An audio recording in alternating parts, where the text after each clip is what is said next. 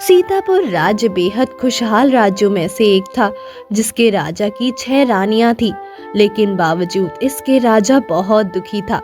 राज्य के हर मंदिर में जाकर प्रार्थना की, हर बड़ा यज्ञ कर लिया, लेकिन अभी तक मेरी 6 रानियों में से एक भी संतान नहीं हुई। एक दिन राजा शिकार खेलने जंगल की तरफ निकल गया कि तभी थकान की वजह से उसे प्यास लगने लगी। वो पास में दिख रही एक सरोवर की तरफ बढ़ा कि तभी उसकी नजर एक सुंदर कन्या पर पड़ी, जो कि उस शांत सरोवर में स्नान कर रही थी। कौन है आप? कहाँ से आई हैं? क्या आपको पता नहीं है कि सरोवर में कोई लड़की स्नान कर रही है? फिर आप यहाँ किस लिए आए हैं? क्षमा करना सुंदरी, तुम पहले स्नान कर लो, उसके बाद मैं तुम्हें अपना परिचय दूंगा। सरोवर में स्नान के बाद जब वो लड़की बाहर निकली तो राजा ने उसे अपना परिचय दिया। साथ ही जब उस लड़की से उसका परिचय पूछा गया तो उसने अपना नाम माया बताया।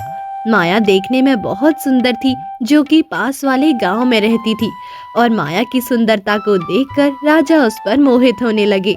राजा जब उसके बाद अपने महल लौटे तो कई दिनों तक उस लड़की माया के बारे में सोचने लगे कि तभी उसने अपनी मंत्री को अपने पास बुलाया और कहा, मंत्री, हमें वो सुंदरी बहुत भा गई है, इसलिए हमें उससे विवाह करने की इच्छा हो रही है। ये तो बहुत अच्छी बात है महाराज।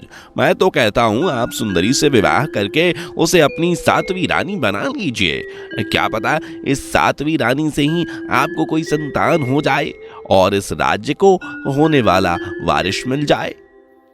मंत्री की बातों पर विचार करके राजा माया की तलाश में उसके गांव गए।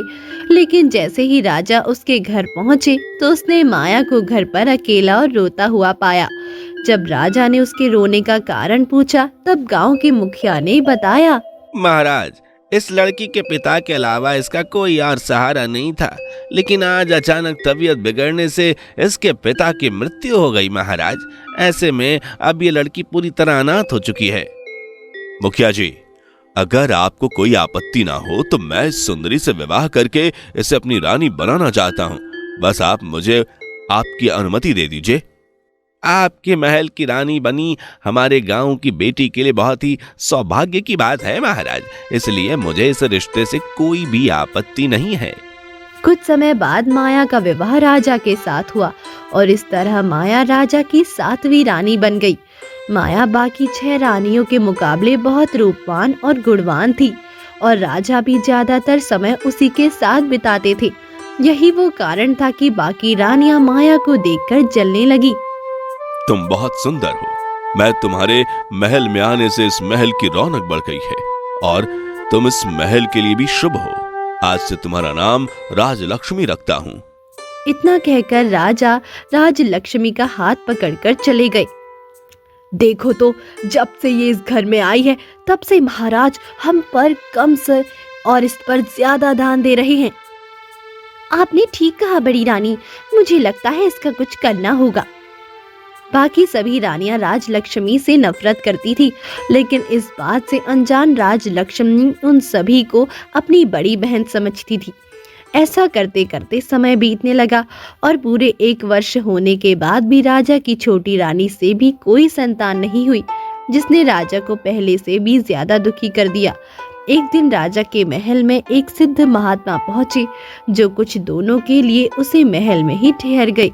राजा ने सभी रानियों को बुलाकर महात्मा की अच्छे से देखरेख और सेवा करने का आदेश दिया, लेकिन बाकी 6 रानियां किसी न किसी बहाने से महात्मा की सेवा ना करने का बहाना बना लेती थी। लेकिन वहीं दूसरी तरफ छोटी रानी महात्मा की जमकर सेवा करने लगी। कुछ दिनों बाद जब वो महात्मा वापस लौटने लगे तो वापस जाते वक्त उन्होंने छोटी रानी से कहा, मैं तुम्हारी सेवा और निष्ठा से बहुत खुश हूँ रानी राजलक्ष्मी, इसलिए मैं तुम्हें बहुत जल्द संतान प्राप्ति का आशीर्वाद देता हूँ। महात्मा के मुख से निकले हुए वचन सत्य साबित हुए और कुछ ही दिनों बाद छोटी रानी गर्भवती हो गई। हम इतने वर्षों से निसंतान जीवन जी रहे थे, लेकिन तुमने ये खुशखबरी सुनाकर केवल हमें नहीं बल्कि इस राज्य को भी वारिस दिया है। एक तरफ छोटी रानी के गर्भवती होने से राज्य में खुशियों की लहर थी, तो वहीं दूसरी तरफ बाकी 6 रानियां छोटी रानी से और भी ज्यादा नफरत करने लगी। महाराज दिन रात छोटी रानी के साथ ही लगे रहते हैं, इसलिए जरा सोचो रानियों, अगर छोटी रानी की संतान हो गई तो महाराज हम पर बिल्कुल भी ध्यान नहीं देंगे। आप सही कह रही हैं बड़ी रानी, हमें इस छोटी रानी का कुछ करना होगा। एक तरफ बाकी सभी रानियां छोटी रानी से नफरत करती थी, तो वहीं दूसरी तरफ अचानक दुश्मन देश के राजा ने राज्य पर आक्रमण कर दिया था, जिसके चलते राजा कुछ दिनों के लिए युद्ध करने चले गए। लेकिन जाते वक्त उन्होंने छोटी रानी की देखभाल की जिम्मेदारी अपनी बाकी रानियों को सौंप दी। फिर क्या था, बाकी रानियों के लिए छोटी रानी को परेशान करने का ये अच्छा अवसर था। लेकिन वे सभी मुंह के सामने हमेशा राजलक्ष्मी से प्रेम की बातें किया करते थे, लेकिन पीठ पीछे उसके विरुद्ध भयंकर षड्यंत्र रचा करती थी। एक दिन जब छोटी रानी को भयंकर पीड़ा हुई, तब उसने बड़ी रानी से कहा, आह बड़ी रानी, मेरा प्रसव का समय हो चुका है, मुझे भयंकर पीड़ा हो रही है, आप जल्दी करिए, दाई को बुला लीजिए। तुम चिंता मत करो छोटी रानी, मैं अभी और इसी वक्त दाई को बुला कर लाती हूँ। इसके बाद बड़ी रानी ने दासियों को दाई को महल में बुलाने का आदेश दिया। लेकिन जैसे ही दाई महल पहुंची, वैसे ही बड़ी रानी ने चुपके से दाई को कुछ स्वर्ण मुद्राएं देते हुए कहा, ये सारी स्वर्ण मुद्राएं तुम्हारी है, बस तुम्हें एक काम करना है, छोटी रानी के सभी बच्चों को मारकर उन्हें जंगल में फेंकना होगा। दाई ने बड़ी रानी की बात मान ली। दूसरी तरफ छोटी रानी ने 7 बच्चों को जन्म दिया, जिसमें 6 लड़के और 1 लड़की थी। लेकिन प्रसव की पीड़ा इतनी तेज थी कि छोटी रानी बेहोश हो गई।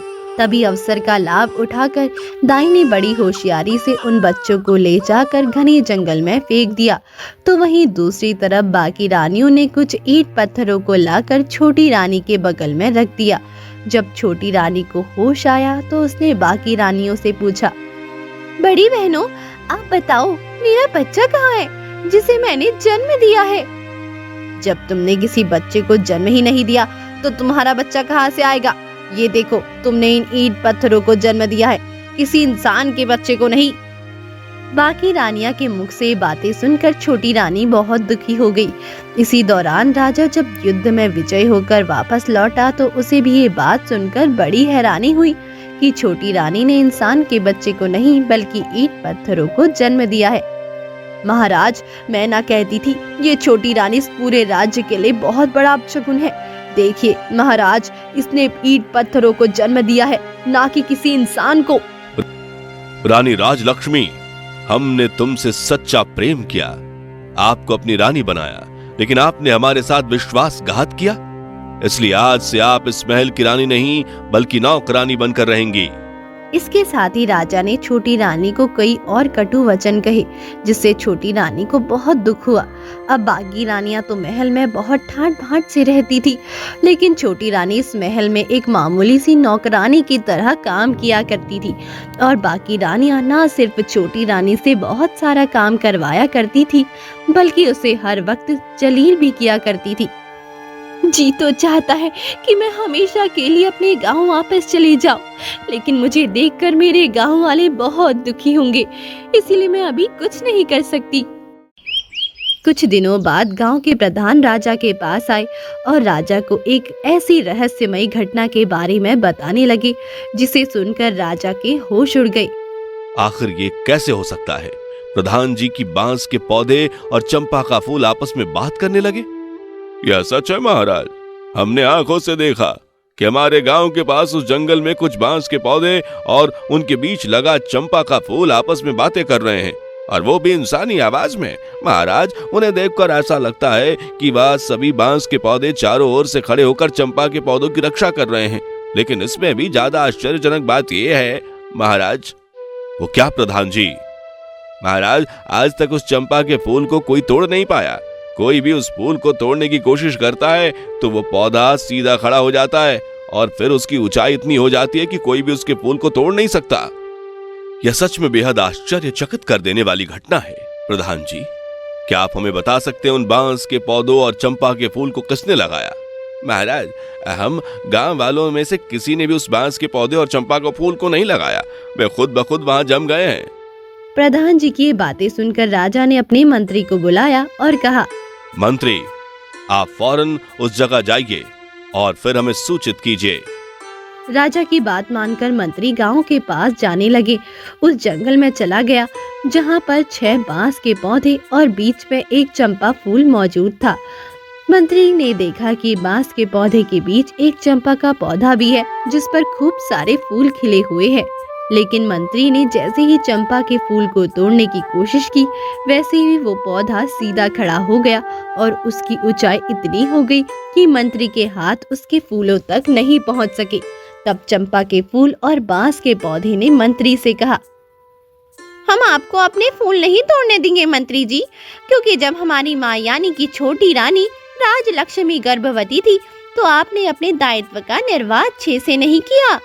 इसलिए मंत्री जी, इन फूलों को तोड़ने का हक आपको बिल्कुल भी नहीं है। बांस के पौधे और चंपा के फूल की इन बातों को सुनकर मंत्री भौचक्का रह गया और उसने महलाकर ये बात जब राजा को बताई तो राजा को भी अपने कानों पर विश्वास नहीं हुआ। ये आप क्या कह रहे हैं मंत्री जी?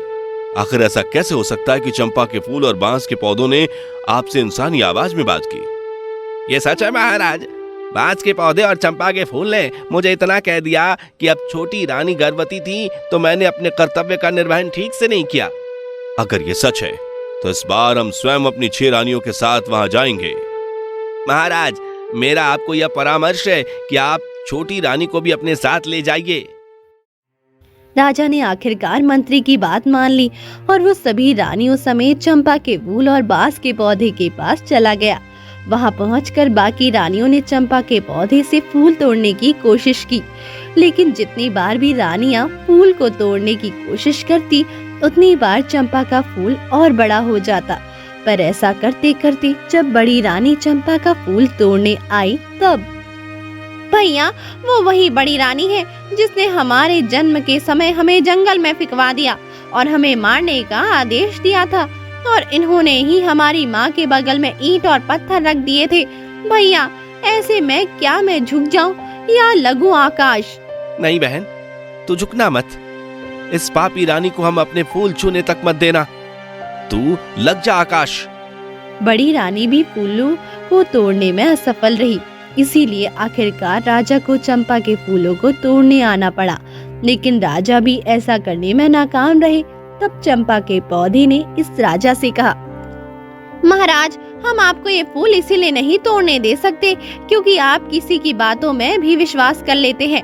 आपने एक बार भी ये जानने की कोशिश नहीं की कि छोटी रानी को लेकर आपकी सभी रानियों ने जो कहा था क्या वो वाकई में सच था? महाराज, आपने यह भी जानने की कोशिश नहीं की कि कैसे एक औरत के गर्भ से ईंट और पत्थर जन्म ले सकते हैं। इसलिए चंपा के फूलों को तोड़ने का अधिकार आपको नहीं है। जब सभी रानियां समेत राजा भी चंपा के फूल को तोड़ने में असफल हुआ, तब आखिरकार छोटी रानी राजलक्ष्मी चंपा के फूल को तोड़ने आगे पहुंची और छोटी रानी को देखकर चंपा का पौधा खुद ब खुद झुक गया और सभी बांस के पौधे जोर जोर से रोने लगे। भैया, ये तो हमारी माँ है जिन्हें देखकर मेरा मन कह रहा है मैं अपने सारे फूल अपनी माँ के चरणों में बिछवा दूं। तूने सच कहा है बहना। माँ ने जब हमको छुआ तो हमें इनकी ममता और स्नेह का एहसास हुआ। बांस के पौधे और चंपा के फूल की बातें सुनकर रानी राजलक्ष्मी हैरान रह गई। तब चंपा के फूल और बांस के पौधे ने बताया कि वे सभी उसी के संतान हैं। उस रात छोटी रानी ने ईंट और पत्थरों को नहीं बल्कि 6 पुत्र और एक पुत्री को जन्म दिया था। जब बड़ी रानी के कहने पर दाई ने इन बच्चों को जंगल में फिकवा दिया था, तब ऊपर से गुजरती हुई एक परी ने बच्चों की जान बचाकर उन्हें बांस के पौधे और चंपा के फूल में बदल दिया। जब ये सच्चाई छोटी रानी और राजा ने सुनी तो उनके पैरों तले जमीन खिसक गई। अगर तुम लोग सच में मेरी संतान हो तो मुझे पर कृपा बरसाओ, वापस से मेरे बच्चे बनकर इंसानी रूप में आ जाओ। माँ, अगर बांस के पत्तों को और उसके बीच में मेरे फूलों को रखकर एक गोलाकार आकृति बनाएंगी तो परी माँ आकर हमें वापस से इंसान बना देंगी। चंपा के फूल और बांस के पौधे ने राजलक्ष्मी से जो कुछ कहा उसने वैसा ही किया और हाथ जोड़कर परी माँ से प्रार्थना करने लगी। थोड़ी देर बाद वहाँ परी प्रकट हुई जिसने अपने जादू से बांस के पौधे और चंपा को इंसान बना दिया। जिसके बाद परी गायब हो गई। बच्चों को वापस पाकर रानी राजलक्ष्मी बहुत खुश थी, तो वहीं दूसरी तरफ राजा बाकी रानियों को देखकर बहुत क्रोधित हुआ। आप सभी 6 रानियां रानी कहलाने के लायक नहीं, इसलिए मैं और आज से आपका त्याग करता हूँ। मंत्री जी, इन सभी को फांसी देने का इंतजाम की जाए। और छोटी रानी, इतने वर्षों से आप जिस कष्ट में थी उसके लिए मैं आपसे माफी मांगता हूँ। महाराज, आज मेरे लिए प्रसन्नता का दिन है, इसीलिए मैं नहीं चाहती कि आज के दिन इन सभी को मृत्यु दंड दिया जाए। इसीलिए मैं आपसे विनती करती हूँ कि इन सभी माँ को माफ कर दिया जाए। रानी राजलक्ष्मी के विनती करने पर राजा ने सभी 6 रानियों को मृत्यु दंड तो नहीं दिया, लेकिन उन्हें आजीवन कारावास की सजा जरूर सुना दी। अब राजा और रानी को उनकी एक पुत्री समेत बाकी 6 पुत्र मिल चुके थे और राज्य को एक सुंदर राजकुमारी और बाकी राजकुमार मिल चुके थे, जिसके बाद राज्य में खुशियों की लहर दौड़ पड़ी।